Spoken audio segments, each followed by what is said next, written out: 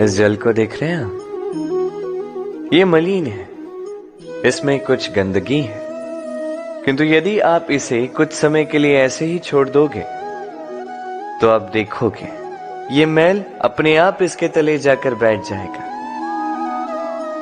यदि इस पात्र को हिलाओगे तो कुछ नहीं होगा, शांत छोड़ दोगे तो ये मैल अपने आप नीचे चला जाएगा। उसी प्रकार जब हमारे जीवन में कोई समस्या हो, हमारे जीवन में अशांति हो, तो कोई हलचल करने से या संतोष खो देने से हमें उसका हल नहीं मिलेगा। शांत रहकर विचार करोगे तो उसका हल मिलेगा। स्मरण रखिएगा, धीरज और संतोष से, शांति से विचार करोगे तो कितनी भी बड़ी समस्या क्यों ना हो, उसका हल अवश्य निकाल लोगे।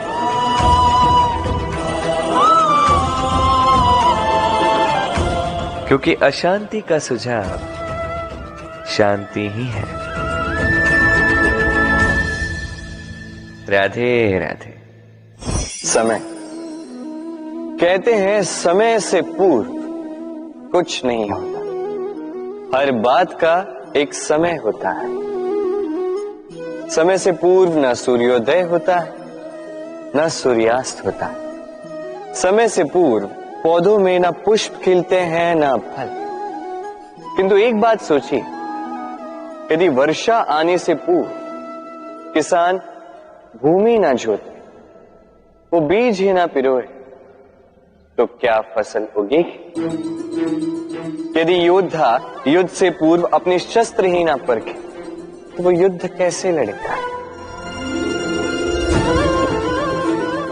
इसका अर्थ ये, समय आपका जब आना है तब अवश्य आएगा, किंतु तब तक ये महत्वपूर्ण है कि आप स्वयं को उसके लिए सज्ज रखें, क्योंकि ये अवसर, ये शब्द बोलने में जितना छोटा है, ये आता भी उतने छोटे समय के लिए है और फिर निकल जाता है। अब यदि अवसर आपके हाथ आ जाए और यदि आप उसके लिए सज्ज ही ना हो, तो आपको सफलता कैसे मिलेगी? तो आप उचित समय की प्रतीक्षा कीजिए, उस अवसर की प्रतीक्षा कीजिए, किंतु तब तक निरंतर प्रयासों से स्वयं को और सक्षम बनाते रहिए, क्योंकि सफलता आपकी प्रतीक्षा कर रही है। बस उसके लिए सज्ज रहिए। राधे राधे। वाणी मनुष्य को मिली सबसे अद्भुत भेंट। ये वाणी है जो मनुष्य को संसार में सारे अन्य जीवों से भिन्न बनाती है, संसार में सबसे ऊपर ले जाती है। इसी वाणी के कारण हम एक दूसरे से संवाद साध सकते हैं। मैं अपनी मन की भावनाएं किसी से व्यक्त कर सकता हूं, कोई और उसके मन की भावनाएं मुझसे व्यक्त कर सकता है। ये वाणी ही हमारी सबसे बड़ी ढाल भी है। अब देखिए ना, आपने देखा होगा किसी की वाणी मीठी होती है तो लोग उससे प्रेम करते हैं, उसे अपना मित्र बनाते हैं। वहीं किसी की वाणी यदि कड़वी होगी तो लोग उससे घृणा करते हैं, उसे अपना शत्रु मान लेते हैं। ये वाणी ही है जो भाषा बनकर हमारा इतिहास लगती है। किंतु क्या हम सच में वाणी के विषय में इतना सोचते हैं जितना हमें सोचना चाहिए? सोचिए, मनुष्य को बोलना सीखने में कितना समय लगता है? कुछ बालक 1.5 वर्ष की आयु में सीख जाते हैं, कुछ 2 वर्ष, कुछ 3। अब मनुष्य 1.5 वर्ष की आयु में बोलना सीख तो जाता है, पर क्या बोलना है ये जीवन भर सीख नहीं पाता। इस पे ध्यान केंद्रित कीजिए, समझने का प्रयास कीजिए कि बोलना क्या है। अपनी वाणी शुभ रखिए, अपनी वाणी मीठी रखिए, और इसी मिठास के साथ मेरे साथ आकर कहिए, राधे राधे। हम में से कई लोग अक्सर स्वयं को अकर्मण्य मान लेते हैं, सोचते हैं अब तक इतने प्रयास किए, कुछ नहीं मिला, कदाचित आगे भी कुछ नहीं मिलेगा, और इसीलिए अपने जीवन का सारा बोझ किसी और के कंधे पर डाल देते हैं, स्वयं पर विश्वास ही खो देते हैं। क्यों नहीं समझ पाते ये बात? कि जब तक पांव में कांटा नहीं चुभेगा व्यक्ति को ज्ञात कैसे होगा कि आगे नीचे देखकर चलना होगा। सूर्य को स्वयं जलना पड़ता है ताकि दूसरों को प्रकाश दे सके। रात्रि के अंधकार से लड़ने के लिए चंद्रमा को आकाश में अकेले चलना पड़ता है। नदी अपनी यात्रा कैसे बनाती है, अपना मार्ग कैसे बनाती है, इन चट्टानों से लड़कर बनाती है। यदि आप स्वयं आपकी सहायता करने में सक्षम नहीं रहे तो निश्चित रूप से आपका यह जीवन व्यर्थ ही है। स्मरण रखिएगा, इस संसार में अपने जीवन का भार अपने ही कंधों पर उठाना पड़ता है। दूसरों के कंधों पर केवल शव यात्रा चलती है। और इस संसार में जीवित वही है जो आत्मनिर्भर है।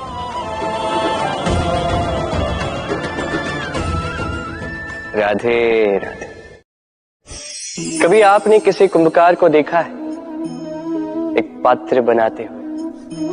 पहले गीली मिट्टी रौंदता है, फिर उसे मथता है, फिर उसे चाक पर चढ़ाकर एक उचित आकार देता है। यदि आकार ठीक ना हो तो उसे तुरंत ही ठीक कर देता है, क्योंकि उसे ज्ञात है। एक बार इसे आग पर रख दिया गया, एक बार इसे पका दिया गया, फिर उसके पश्चात उसका आकार नहीं बदला जा सकता। यहां पे छिपी है एक सीख। सारे माता पिताओं के लिए यहां एक सीख है। माता पिता ऐसे ही तो होते हैं। उन्हें अपनी संतान को समय के अनुसार श्रेष्ठ संस्कार देने चाहिए। माता पिता को कभी उनका विधाता नहीं बनना चाहिए, किंतु हर समय सदैव प्रयास कीजिए कि उन्हें उचित दिशा दिखा पाए। कभी कोमलता से, कभी प्रेम से, तो कभी कठोरता से उसके जीवन को, उसके व्यक्तित्व को आकार देने का प्रयास करना चाहिए। क्योंकि जिस प्रकार एक बार पकने के पश्चात उस पात्र का आकार नहीं बदला जा सकता, उसी प्रकार आयु बढ़ने के पश्चात संतान के संस्कार नहीं बदले जा सकते। स्मरण रखिए। राधे राधे। ईश्वर ने बेलों को खड़े रहने की शक्ति नहीं दी, ईश्वर ने यह शक्ति दी वृक्ष को। इसलिए बेलें वृक्ष का सहारा लेके खड़ी रहती, उसी पर फलती। अब ये बेलें दो प्रकार की होती, एक वो जो इस वृक्ष पर खिलती है, पुष्प गाती है, स्वयं भी सुंदर दिखती है, वृक्ष को भी सुंदर बनाती। दूसरी वो जो वृक्ष को पूर्णतः सुखा देती, उसकी प्राण शक्ति उससे सोख लेती और अंत में स्वयं भी मुरझा जाती। स्मरण रखिए, यदि कोई व्यक्ति सदैव आपके साथ खड़ा रहा, सदैव आपका संबल बनकर रहा, सदैव उसने आपकी सहायता की, और यदि आप उसके साथ छल करोगे तो आपका पतन निश्चित है। ऐसा कभी ना करें। सदैव ऐसे लोगों को प्रेम दे, सम्मान दे, और मेरे साथ आनंद से कहें राधे राधे। आइए इस पौधे से मिलिए। मेरे लिए ये पौधा अत्यंत प्रिय है। मैं इस पौधे से बहुत प्रेम करता हूं। अब सोचिए, यदि इसी प्रेम में मैं इसे दिन में 6 बार जल दूं तो क्या इसका विकास और अच्छे से होगा? क्या वो इसके लिए शुभ होगा?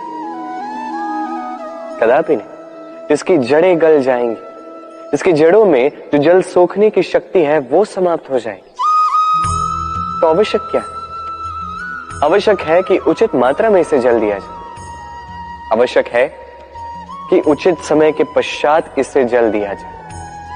आवश्यक है कि इसे सूर्य का ताप भी सहना होगा।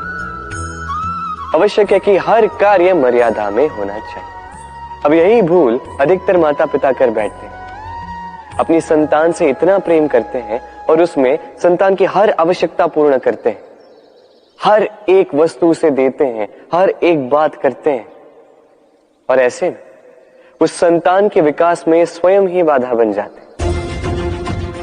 ऐसा मत कीजिए। ये यात्रा संतान की भी है।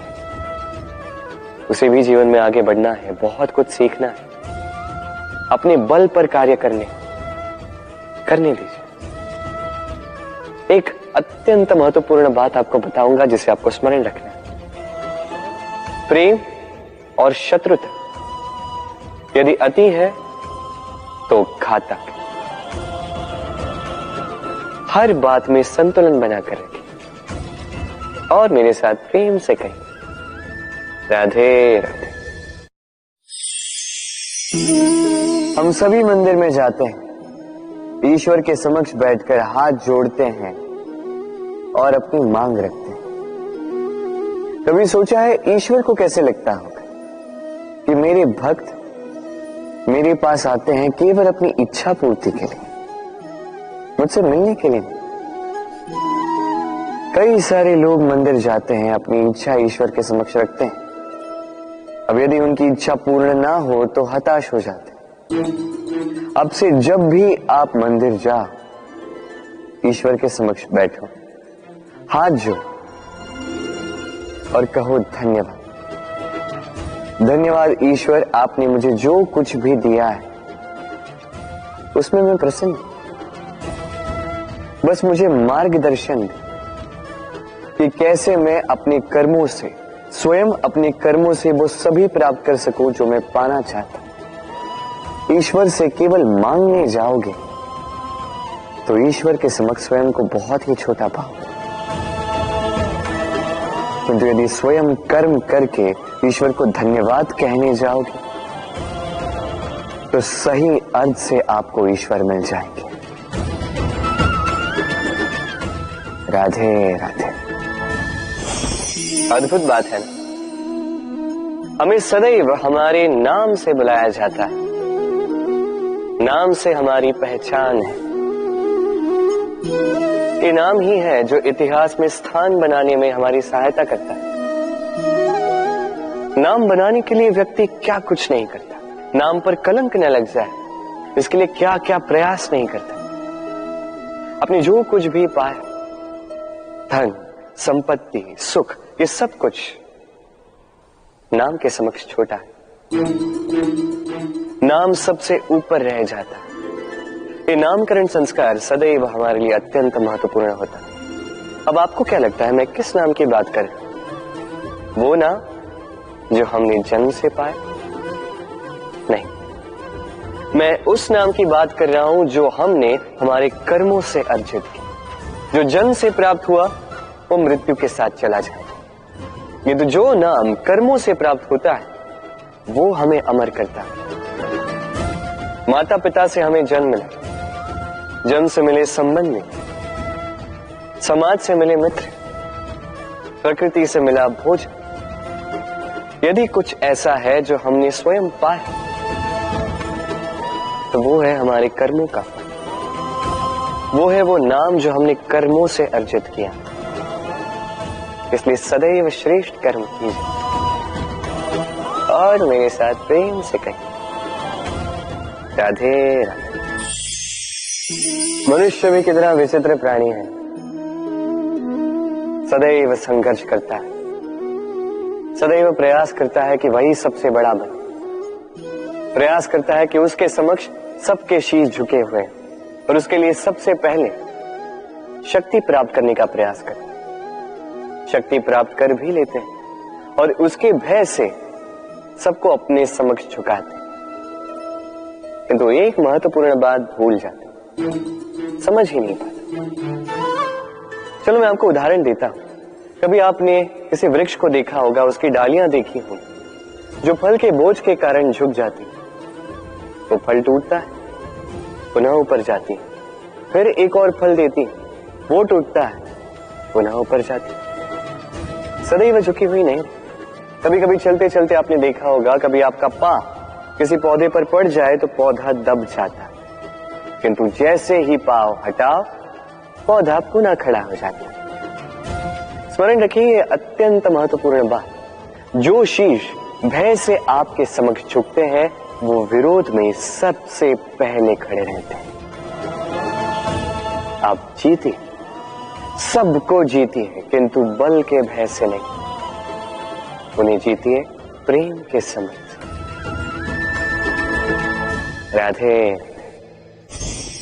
आज आपको एक कथा सुनाता हूं। एक बार एक व्यक्ति ने अपने द्वार पर लिख दिया, आज मैं बहुत दुखी हूं, आज मुझसे कोई मिलने ना आए।